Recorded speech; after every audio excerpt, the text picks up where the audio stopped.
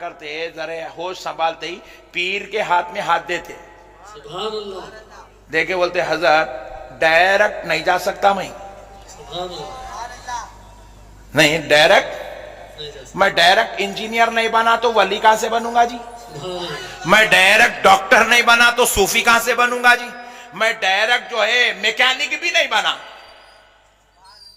Direct. تو اسی لیے یہ پیر کا جو سسٹم ہے, غوث پاک سرکار ہمارا وسیلہ ہے, غریب نواز سرکار ہمارا وسیلہ ہے. یہ اللہ کے وہ محبوب ہیں جن کو اللہ نے ولی کہا ہے, جن کو اللہ نے اپنا محبوب بنایا ہے. اور اب یاد رکھو, اللہ کے ولی کو ولی سمجھ کر مدد لینا کوئی شرک نہیں ہے, نہیں ہے. پوری کائنات میں آپ سب سے ہیلپ لیتے ہیں اور آپ کو وہاں شرک نظر, غوث پاک کو جا کے سرکار نظر کرم کیجئے, شرک ہوگا. المدد یا حضرت سید شیخ عبد القادر جیلانی, سبحان اللہ, شیئن للہ. سبحان اللہ. کیا ہے اس کا مطلب؟ اے عبد القادر جیلانی,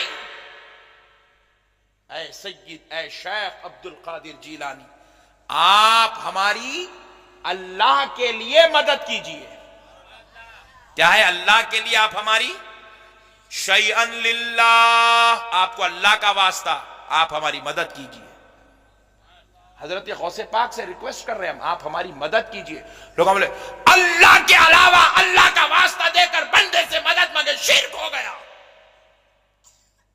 میرے پیارے بزرگ اور دوستو, جہالت کی تو حد ہو گئی. آپ ڈاکٹر سے مدد لیتے ہیں, انجینئر سے مدد لیتے ہیں, گاڑی نہیں ہے تو روڈ پہ ٹھہر کے انگوٹے بتاتے ہیں, آپ انگوٹا ٹوٹے تک فرصت.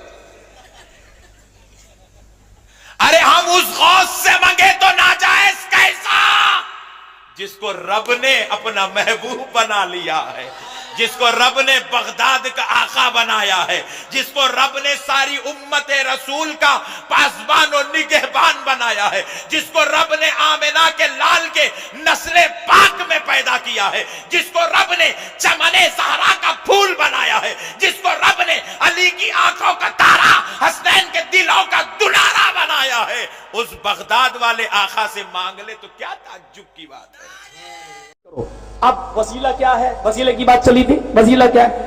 دور جتنا آپ جائیں گے اس کے لیے وسیلہ چاہیے, جتنا قریب جائیں گے اس کے لیے وسیلہ نہیں. دلی دور ہے ٹرین کا, سعودیہ دور ہے پلین کا وسیلہ لینا پڑے گا.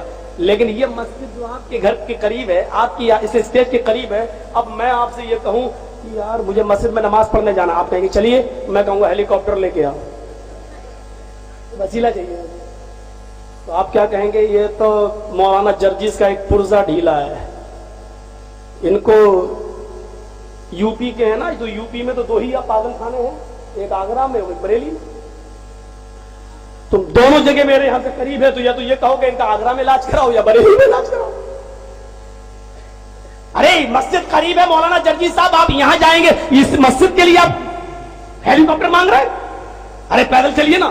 پتا چلا کہ قریب کے لیے وسیلہ نہیں لیا جاتا, وسیلہ دور کے لیے لیا جاتا ہے. اب یہ فیصلہ تو آپ خود کرو کہ اللہ دور ہے یا اللہ قریب ہے. اگر اللہ دور ہے تو وسیلہ لو, اور اگر اللہ قریب ہو تو اس کو وسیلے کی ضرورت نہیں ہے. جیسے تمہیں مسجد میں یا مسجد میں جانے کے لیے آپ کو وسیلے کی ضرورت نہیں. آؤ قرآن سے پوچھتے ہیں کہ اللہ دور ہے یا اللہ قریب. وَإِذَا سَأَلَكَ عِبَادِي عَنِّي فَإِنِّي قَرِيبٌ. آئے میرے حبیب, آئے میرے نبی, آئے میرے پیغمبر, میرے بندے میرے بارے میں سوال کریں. وَإِذَا سَأَلَكَ عِبَادِي عَنِّي, جب میرے بندے میرے بارے میں تم سے پوچھیں کہ بتاؤ اللہ کہاں ہے, اللہ کہاں ہے, تو ان کو کہہ دو فَإِنِّي قَرِيب, میں ان کے بالکل قریب ہوں. اللہ نے کہا فَإِنِّي قریب, میں قریب ہوں, قریب. اور ایک جگہ کہا میرا بندہ جب مجھے پکارتا ہے میں ان کی رگے دل شہر رگ سے بھی زیادہ قریب ہوتا ہوں, میں اس کی شہر رگ سے زیادہ قریب ہوں. دیکھیے اللہ کہہ رہا میں شہر رگ سے زیادہ قریب ہوں. जितने दूर तुम जाते हो ना, अजमेर और हाजी अली को बहुत दूर हो गए, अल्लाह शहरग से भी ज्यादा करीब है? तो अब आप ये बताओ, करीब के लिए वसीला लेना पड़ेगा? जो करीब हो उसके लिए वसीला चाहिए? आप वसीला लो लेकिन दूर के लिए वसीला लो। अल्लाह तो करीब है, अल्लाह तो करीब है, ये वसीला आपका रॉन्ग है, गलत है।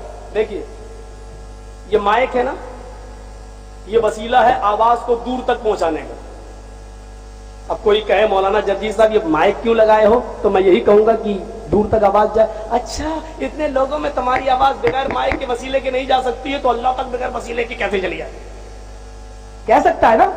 ये उसका जवाब ये है कि हमारी जबान कमजोर है, इतनी दूर मेरी आवाज नहीं जा सकती, और उतनी दूर जो लोग बैठे हुए हैं उनके कान कमजोर हैं, वो मेरी आवाज इतनी दूर से नहीं सुन सकते। कान भी कमजोर, जबान भी कमजोर। जब दोनों चीजें कमजोर हो तो पावर की जरूरत पड़ती है, लेकिन अल्लाह के मामले में ऐसा नहीं कहा जा सकता।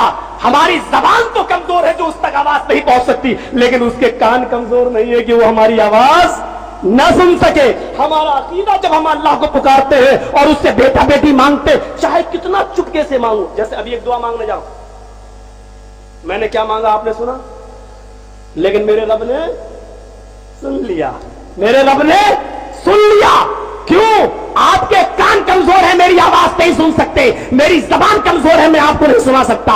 लेकिन जब हम अल्लाह को पुकारते हैं तो अकीदा ये होता है, अरे अल्लाह मेरी जबान कमजोर है लेकिन तेरे कान कमजोर नहीं है।